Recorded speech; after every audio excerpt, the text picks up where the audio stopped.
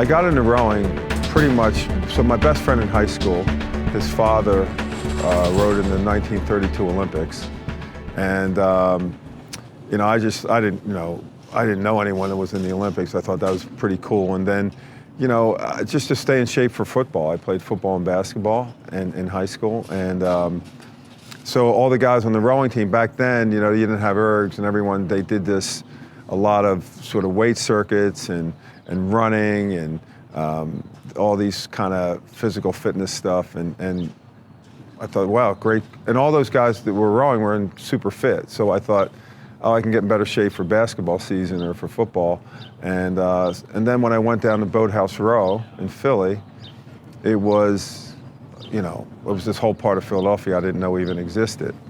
And I just loved it down there. And you had all these guys, you know, I'd never been out of Philly except for the Jersey Shore. And you had all these guys that were down there that had all these stories of world travels, and I'd never been on an airplane. As a matter of fact, I don't think I'd ever been to an airport. So I just thought this was the coolest place and all these guys and this cool part of Philly. So, I mean, I rowed because, I mean, I stuck with rowing because I liked it. I mean, I just liked the people and the training, and so that was sort of my start. I never had really a desire or a goal to, you know, go to the Olympics, but it just kind of happened. Look, in my day, and probably up until recently, probably the past 10 years or so, most people got pulled out of a registration line somewhere and said, oh, this guy looks like an athlete or a woman, and hey, you should try this. You'd be good at this. You're tall, or something like that. And that's how most of us got into it. Now you have, I mean, look, sport's growing, especially on the high school level, like crazy. So, you know, you are getting more experienced kids now. And then I think because of the success of the team, I think mostly the women's team for sure, that, wow, that's something that I could do, because they can relate to a lot of the kids that are on the national team that are winning medals have taken kind of the same path, right? Yeah. Oh, I learned in high school, and geez, this kid went to my high school, and now maybe I could do the same thing. So, you know, it's changing a little bit, but still, you're right. Generally, the sport finds us.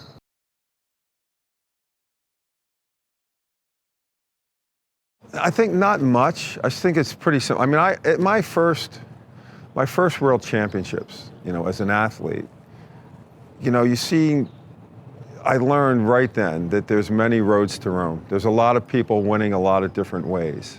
You know, different equipment, different styles of rowing, different training. But what do they all have in common? And I think the thing they all have in common, of all the crews that are on the podium, they have really good athletes. You know, it's like, that's where it's similar to other sports. So I haven't, I mean, it's changed. I think the sport's got much more diverse than it's been. And, you know, you see rowing programs springing up now where you've never seen them before. I mean, all over the country. I mean, we're just in San Diego. You have crews from all over the country, right? The Midwest, the South, the Northeast, you know, the Northwest, the Midwest. So I think in that respect, it's changed a lot. You have, and I think there's more awareness of it. Now, it used to be, oh, I do crew, you know, and what is that? In a stage crew? Are you an actor?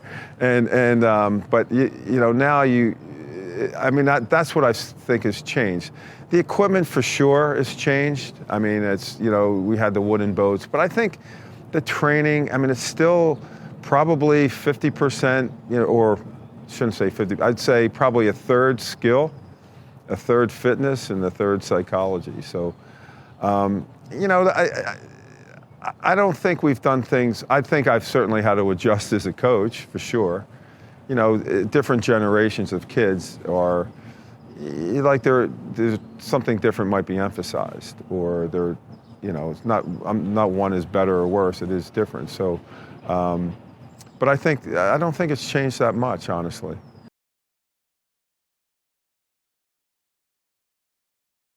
As in anything, I think as you get older, you know, hopefully I've evolved, right? So I'm not saying that I know what works now, but I definitely know things that don't work. So now I think it's a much more narrow focus. So I think that's where I think that it's changed. Like I've done this before. I know where we've had some success. I know where I've failed. So at least I can eliminate the things that I failed at. And I think the other thing is I think it's much more. I think I'm able to enjoy it a little bit more. I think last summer, coaching the team was really fun.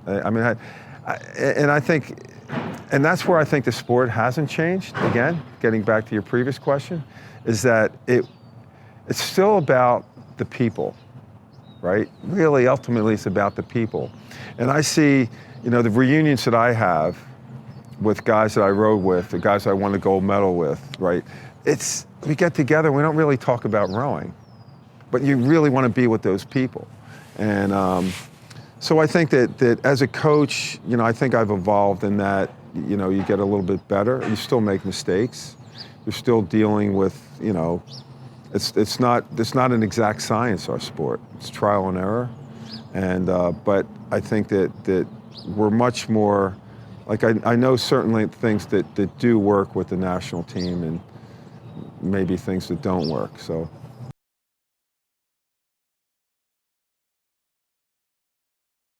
When I was coming up, I think the last time I was much more, like all rowing coaches, especially in the US, probably worldwide, think that they're very good technical coaches. So we're all looking for really good athletes. And if we get a good athlete, then we can teach them how to row. That's what we think. So I was much more, I think, training and power-based before. Like I was looking, okay, let's get the kids with the most power and let's try to fit them into the boat. Where now, I've modified that a lot. I'm looking for boat movers, right? Guys that have natural boat movement skills, and then just try to make them stronger or more fit. So I think that I think is where I've changed, and I would say specifically, I am looking for kids. It's much easier if you get kids that are boat movers, and some people just have a knack for it. Like some people are better at shooting a jump shot. Some people are better at skiing, Some people pick up a skateboard really quickly. So same thing in rowing.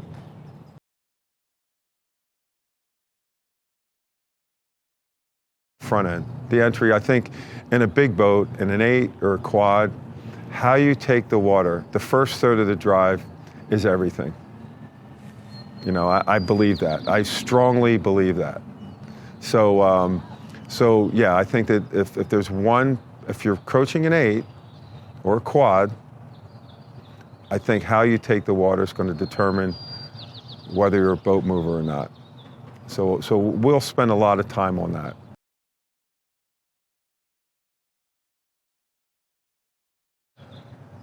I don't. I have, so for example, I believe that for every technical problem, there's a specific exercise to cure that technical problem.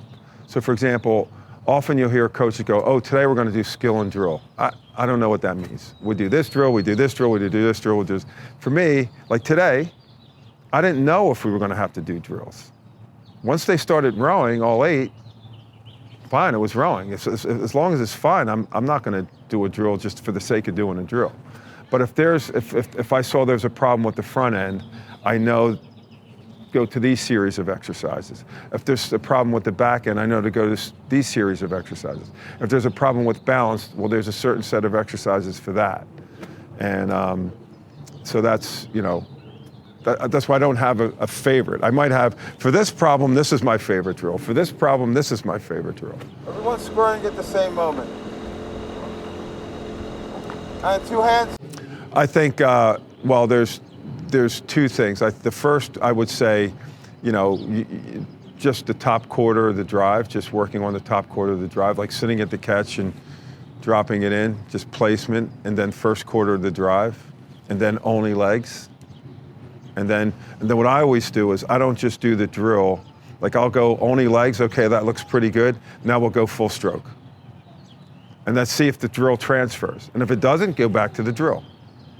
It's kind of monotonous, but that's You know, I had a coach once tell me, he said, you know, I watch your guys row and they have really good body preparation. What do you attribute that to? And I said, well, we do a pause with body over. He goes, yeah, but how often?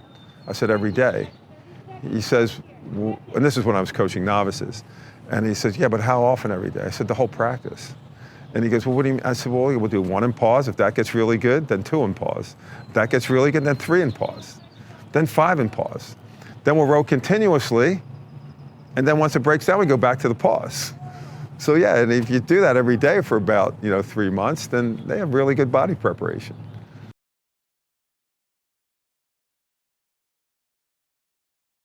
Yeah, well, what I'm saying, like I thought the boat had really natural run today, really natural run in the boat, and I said, you know that their front end is correct when there's no check, like there's no, and you can see when boats row by, you see a little bit of a shudder with the costume. You didn't see that today.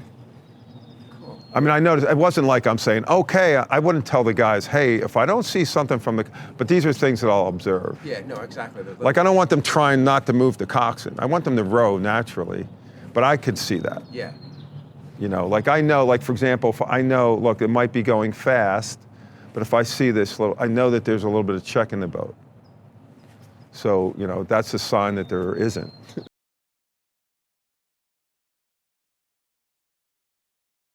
Okay, I think that success, what I always say, is figuring out what's important and what's not important.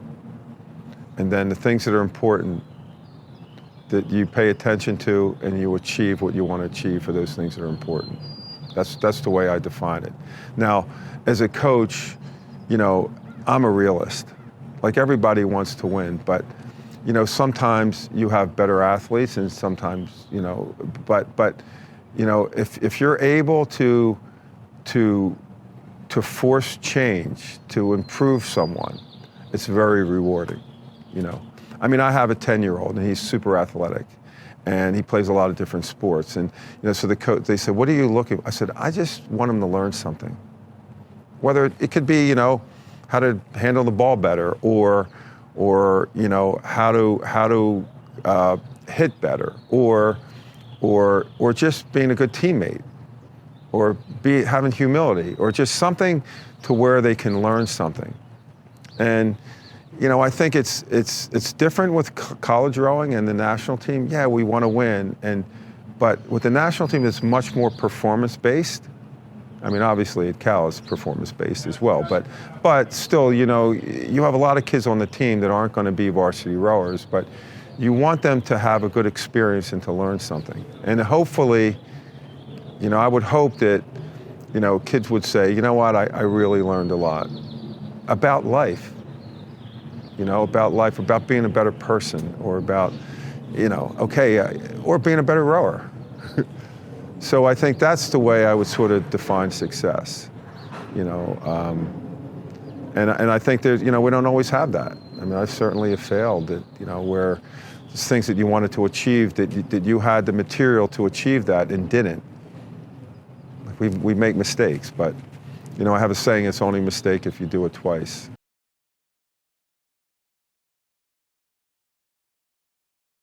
Well, I think look, what we want to do is we want to win. we certainly have it's not even a goal, it's a requirement. We have to win, at least 2 medals and probably 4. We had a good start last summer with an 8, but now we need to improve that 8 and make another boat. And then once we do that, then we got to be able to make another boat, right, to medal contention.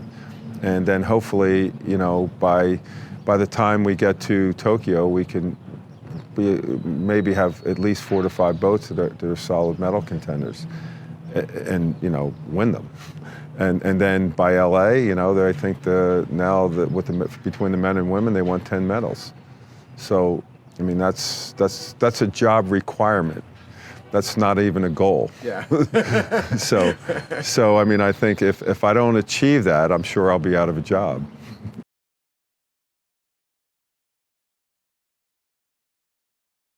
It's different, with different years. I think that if you're able to find, I always try from the stern to the bow.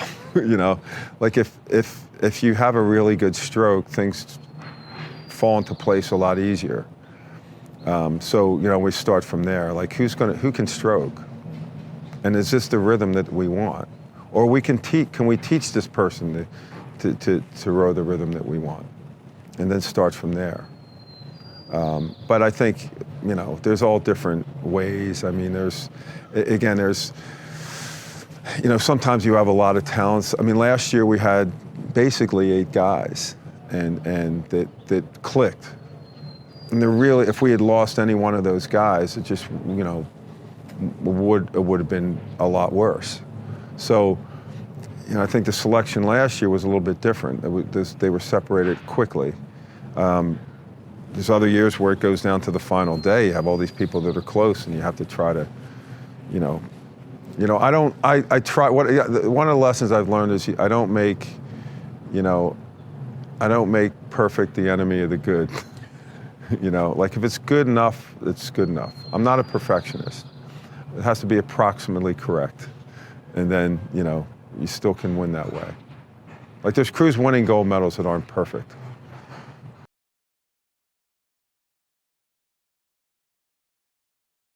Getting to the finish line first, and that's it. I don't want them checking equipment. I want them, they're dialed in now. Like it's a race. We've done the training. Now it's time to race. I don't want them feeling anything. I want them getting to the line first, and that's it.